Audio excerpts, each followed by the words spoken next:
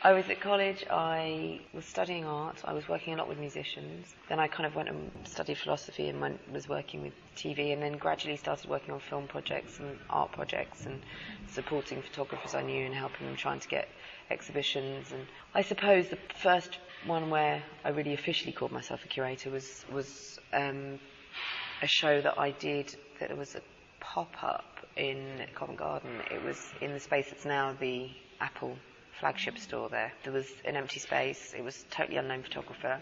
Very kindly, the creative director of Covent Garden took the time to look at the photographs, and even though he was completely unknown, let us have the space for free. And I suppose at that point it was like, okay, I'm not just helping out, I'm making this happen and I'm inputting on the work. And I think a lot of curation, it sounds very flowery, but a lot of it is the production and just the logistics as well. It's trying to make people be able to understand the show as well as, so it has to have a cohesion, so the aesthetic side is there, but a lot of it is very practical.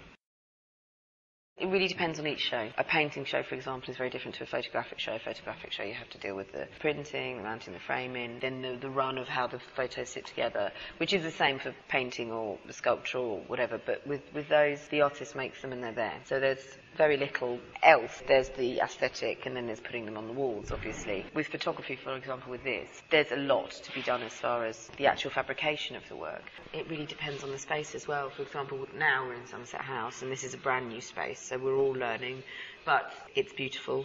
It has its own kind of setup, character, security, plumbing. I've done a lot of shows where you're literally thinking, where are people going to go to the toilet if they come to the launch? And there's other shows, for example, the one like that pop-up, where you're there trying to make sure that the press is happy, and, because I'm doing the press for the shows as well, and you're there trying to make sure that it all looks beautiful, but at the same time you're making sure there's loo roll in the toilets.